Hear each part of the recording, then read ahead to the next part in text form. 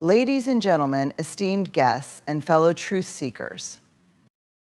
Today, I stand before you to discuss something deeply personal, yet universally significant.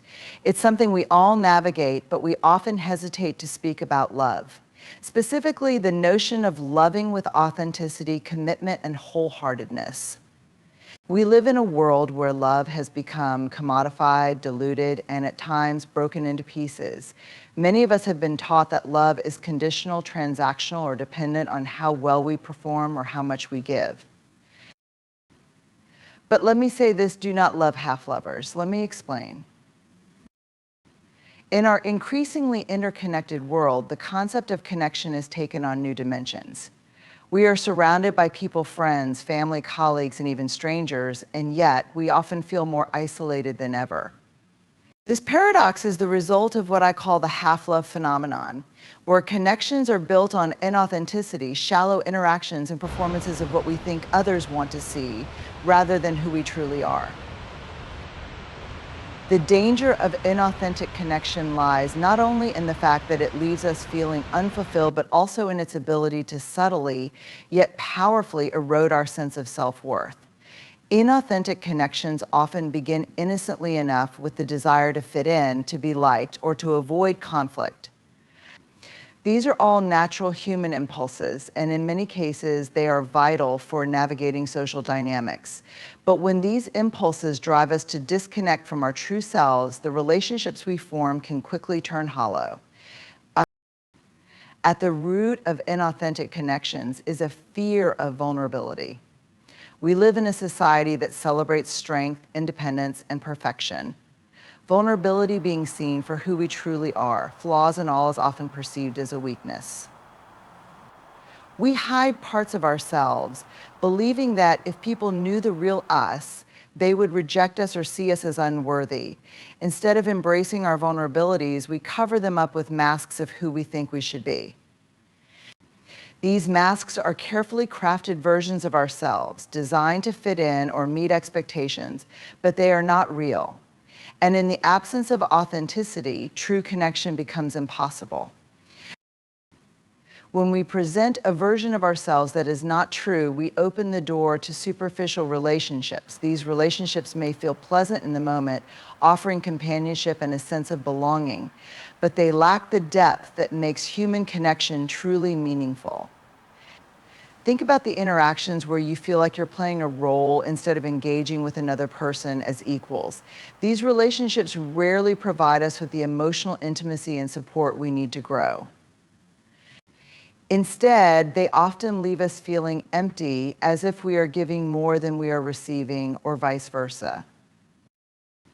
The problem with inauthentic connection is that it creates a cycle.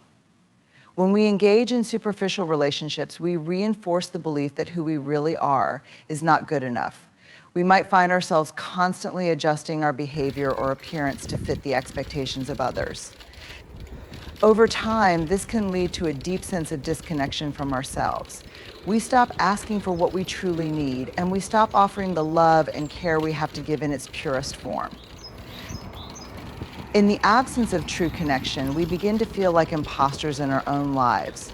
We may struggle with feelings of loneliness, not because we are physically alone, but because we are not truly seen or known.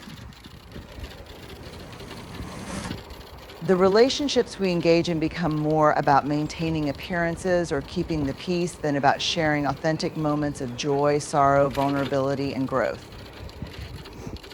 Moreover, inauthentic connections limit our capacity for emotional intimacy. When we are unable to be ourselves with others, we miss out on the richness of deep, meaningful relationships. True intimacy is built on a foundation of trust and openness. It is a space where we can let our guard down and show up as we are without fear of judgment. But when we hide our true selves, we deny others the chance to know us deeply. This not only stunts our own emotional growth, but also prevents others from forming connections with us that are genuine and fulfilling. In a world that is increasingly consumed by digital interactions, the dangers of inauthentic connection are even more pronounced. Social media, for example, often encourages us to curate our lives, showing only the polished, perfect aspects while hiding our struggles, imperfections, and vulnerabilities. This digital performance can create a false sense of connection, where we feel like we are interacting with others, but are, in fact, engaging with carefully constructed versions of them. These interactions may offer momentary validation or approval, but they do not provide the kind of meaningful, authentic connection that nourishes the human spirit. The impact of inauthentic connection is also felt on a broader societal level. When we prioritize appearances over substance, we contribute to a culture that values image over integrity. We begin to judge others based on how well they meet societal expectations, rather than valuing their true selves. This perpetuates a cycle of superficiality, where people feel pressured to hide their true identities and present a version of themselves that is more acceptable, more desirable, or more perfect. This culture of inauthenticity can lead to increased levels of stress, anxiety, and depression as individuals struggle to meet the ever-evolving standards of what it means to be enough. Inauthentic connections also breed resentment, both internally and externally. When we feel like we have to act a certain way or be someone we're not in our relationships, we begin to feel trapped in a facade. The longer we maintain these facades, the more resentment we build towards ourselves and others. We begin to resent the fact that we are not free to express ourselves fully, and we start to question whether anyone truly values us for who we are. This resentment can poison relationships, leading to disillusionment and emotional exhaustion. We might start to withdraw from these interactions entirely, leading to further isolation. Ultimately, the danger of inauthentic connection is that it deprives us of the true depth of human relationships. It limits our capacity to grow emotionally, spiritually, and psychologically, as it keeps us from being truly seen. We become stuck in a loop of pretending, unable to step into the fullness of who we are. The cost of this is immense, not just for our personal well-being, but for the collective emotional health of society as a whole. In the end, we must ask ourselves, what is the point of connection if it doesn't allow us to show up as our true selves? If we are to experience love, intimacy, and belonging, we must let go of the fear of being seen for who we really are and embrace the vulnerability that comes with it. Only then can we begin to build relationships that are authentic, whole, and truly fulfilling. This expanded version goes deeper into the exploration of inauthentic connection, elaborating on its psychological, social, and emotional implications. Let me know if you need further adjustments. Vulnerability is often perceived as a fragile, uncomfortable state of condition that leaves us exposed, uncertain, and susceptible to rejection. Our culture, particularly in the face of adversity, often pushes us to avoid vulnerability, to toughen up, and to present an image of strength and resilience. We are taught to suppress our emotions, hide our fears, and present our best selves to the world, as if vulnerability were something to be ashamed of. In doing so, we distance ourselves from the very thing that holds the key to genuine connection and wholehearted living. However, vulnerability is not a weakness, it is the birthplace of courage, creativity, and emotional depth. It is the bridge that connects us to others, allowing us to experience the full richness of human life. To live wholeheartedly, we must be willing to embrace vulnerability, not as something to be feared, but as a powerful tool for growth and transformation. When we open ourselves to vulnerability, we allow ourselves to be seen in our most authentic, raw, and unguarded state. This is not about seeking pity or approval, but rather about showing up as our true selves without masks or pretensions. It means revealing the parts of ourselves that are messy, imperfect, and sometimes broken. It is in these moments of openness that we invite others to truly see us, to connect with us on a deeper level, and to offer their own authentic selves in return. In this way, vulnerability creates space for real intimacy. Intimacy, true intimacy, is not just about physical closeness or shared experiences. It is about being emotionally and psychologically present with another person, allowing them to witness our struggles, fears, dreams, and joys. It requires a willingness to be seen in our entirety, with all our strengths and weaknesses, and to allow the other person to do the same. Without vulnerability, intimacy remains superficial, and relationships, no matter how close in proximity, can never truly blossom. One of the greatest gifts of vulnerability is that it allows us to cultivate empathy. When we open ourselves to others, when we share our fears and insecurities, we offer them the space to do the same. Vulnerability creates a shared understanding, a sense of mutual support and care. It is through vulnerability that we come to recognize the common humanity that binds us together. We begin to understand that everyone, no matter their background, status, or circumstances, has their own struggles, their own fears, and their own hopes. In embracing our vulnerability, we also embrace the vulnerability of others, and this mutual recognition fosters deeper emotional connections. Furthermore, vulnerability is not something that is solely confined to our interactions with others. It is also crucial in our relationship with ourselves. To be truly vulnerable with ourselves is to acknowledge our own imperfections, our flaws, and our limitations. It means letting go of the need for constant perfection and embracing the fullness of our experience, with all its beauty and messiness. For many of us, this is one of the most difficult aspects of vulnerability. We are often our own harshest critics, constantly judging ourselves for not measuring up to some idealized version of who we should be. We may hide our own fears and insecurities, believing that we must project an image of strength and invulnerability in order to be worthy of love, respect, or success. But this self-imposed armor only serves to distance us from our own truth, preventing us from experiencing life in its fullest form. When we embrace vulnerability with ourselves, we give ourselves permission to be imperfect, to make mistakes, and to learn from them. We allow ourselves to feel joy, sorrow, frustration, and wonder, all of which are integral to the human experience. We stop resisting our emotions and instead allow them to guide us toward a deeper understanding of who we are and what we truly need. In this way, vulnerability becomes a tool for self-compassion, self-acceptance, and personal growth. The journey toward wholeheartedness requires that we move beyond our fear of vulnerability. We must learn to accept that to be truly human is to be vulnerable. In our vulnerability, we open ourselves to growth, healing, and connection. It is through our willingness to expose our hearts and minds that we begin to experience life in its fullest expression. Without vulnerability, we remain closed off, unable to fully embrace the opportunities for connection, love, and joy that life has to offer. Moreover, vulnerability is the antidote to shame, the silent, pervasive force that tells us we are not enough, that we are unworthy of love or belonging. Shame thrives in secrecy, in hiding, in pretending to be something we are not. Vulnerability, on the other hand, allows us to step into the light, to share our truth, and to realize that we are not alone in our struggles. When we share our stories, we create spaces where others can do the same. This collective act of vulnerability becomes an act of resistance against shame, and in doing so, it fosters the kind of acceptance and compassion that is essential to wholehearted living. One of the greatest gifts of imperfection is that it allows us to embrace vulnerability.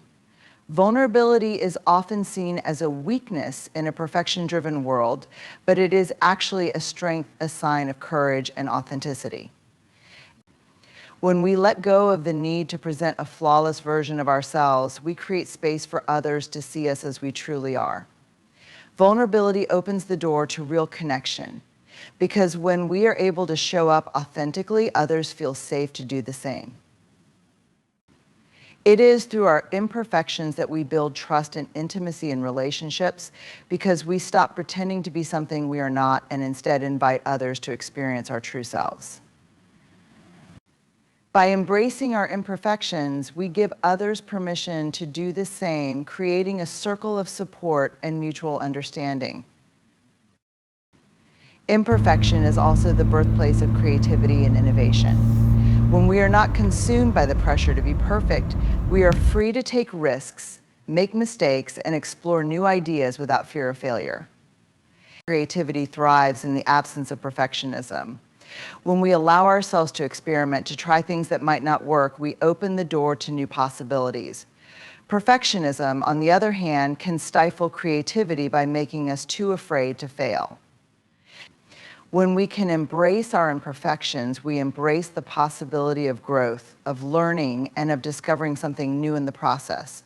It is through our mistakes and missteps that we often find the most valuable lessons, the most profound insights, and the most beautiful creations. Moreover, imperfection allows us to practice self-compassion. So often, we are our own harshest critics, constantly judging ourselves for not measuring up to the standards we set or those set by others.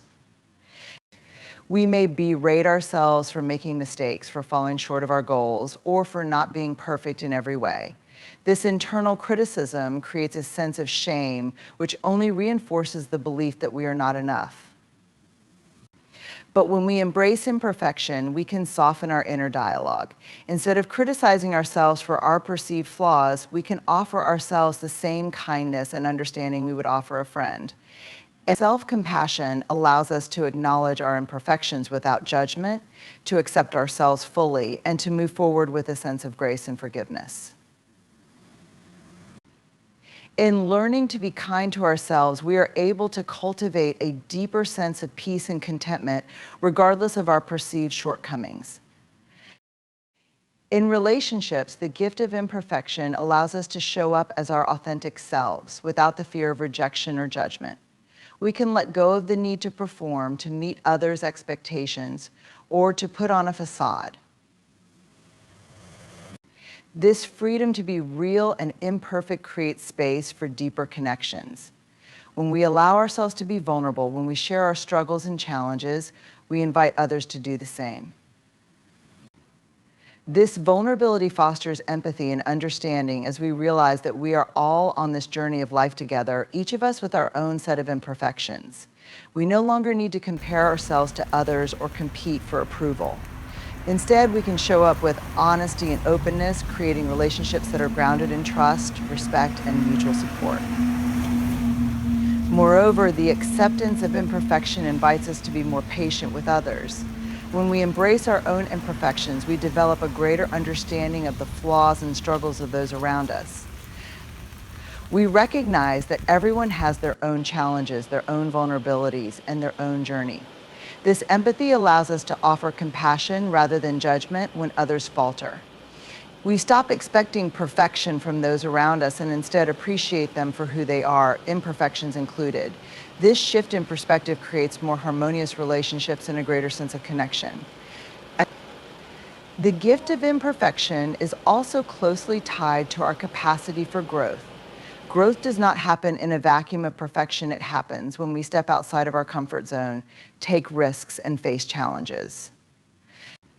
It is through our imperfections that we learn resilience, perseverance, and strength. When we allow ourselves to stumble, to fail, and to fall short, we open ourselves to the possibility of learning from those experiences.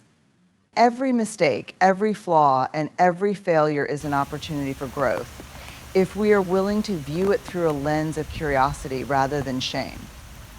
Instead of seeing our imperfections as a reflection of our inadequacy, we can reframe them as an essential part of our journey toward becoming the best version of ourselves. Imperfection also encourages us to let go of the need for control. Perfectionism is often rooted in a desire for control over our outcomes, our circumstances, and how others perceive us. This need for control creates anxiety and stress, as it is impossible to control every aspect of life. When we embrace imperfection, we let go of the illusion of control and learn to flow with life's uncertainties. We accept that things will not always go according to plan, and that is okay. This acceptance of imperfection allows us to experience life with greater ease, flexibility, and resilience. We stop fighting against the natural ebb and flow of life, and instead, we find peace in the unpredictability. In the end, the gift of imperfection is the gift of being fully human. It is the recognition that we are not meant to be perfect, we are meant to be authentic. Our imperfections are what make us unique, what connect us to others, and what allow us to grow and evolve. When we embrace our imperfections, we embrace our humanity, we give ourselves permission to be real, to be vulnerable, and to be fully present in our lives. The gift of imperfection is the freedom to live without the weight of perfectionism, to experience life as it is, and to love ourselves and others more deeply for it. This version further expands on the transformative power of embracing imperfection, touching on creativity, relationships, self-compassion, and personal growth. Let me know if you'd like to further adjust or expand any section. Letting go is one of the most powerful yet challenging acts we can perform in our lives. It requires an immense amount of courage to release what we have held onto for so long, whether it be a belief, a relationship, a goal, or even an identity. The things we hold on to, for better or for worse, often become part of our narrative, shaping who we are, how we see the world, and how we define ourselves. But sometimes these attachments no longer serve us. They weigh us down, limit our growth, and prevent us from stepping into the fullness of who we are meant to be. And yet, the very act of letting go can feel like we are losing part of ourselves. It can be terrifying to release something familiar, even if we know deep down that it is time to move on. The courage to let go is not about giving up, rather, it is about having the strength to recognize that something no longer aligns with our current path or purpose. It is about recognizing that holding on to something, whether it be a relationship, a job, a dream, or a belief, is causing more harm than good. In some cases, it is a matter of survival. Holding on to the wrong things can leave us emotionally drained, disconnected, and stuck. The courage to let go is the freedom to acknowledge that we deserve more than what is currently keeping us tethered to the past or to something that no longer resonates with our truth. In many cases, we hold on out of fear. Fear of change, fear of loss, fear of uncertainty. The unknown can be terrifying, and the idea of letting go feels like stepping off a precipice into a void. But in reality, the act of holding on, whether it is to a toxic relationship, an unrealistic expectation, or a dream that no longer fits, is far more dangerous than the fear of letting go. Holding on to something that no longer serves us only continues to drain our energy, prevent growth, and keep us stagnant. The courage to let go requires a willingness to face the unknown, to step into uncertainty, and to trust that what lies ahead will be better suited to our journey. When we let go, we make space for something new to enter our lives. This could be a new opportunity, a new relationship, or a new chapter in our personal development.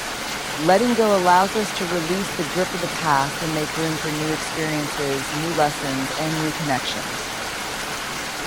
We often forget that in order to receive something new, we must first create space for it.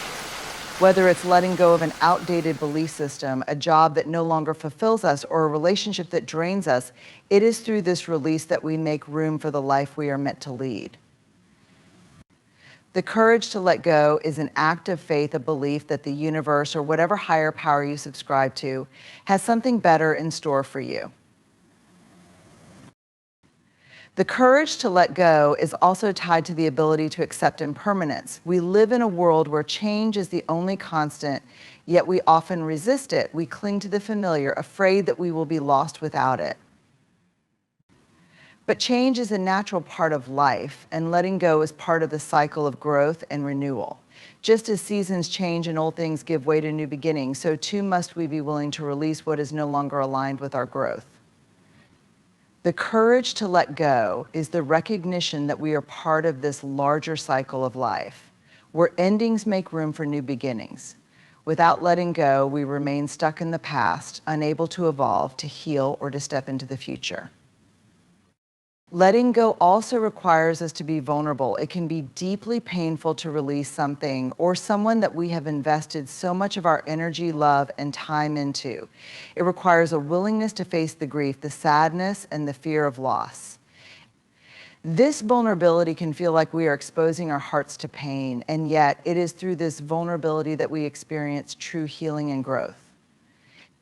The courage to let go is the ability to be vulnerable in the face of uncertainty, to acknowledge our emotions, and to trust that, even in the face of pain, we will emerge stronger and more resilient.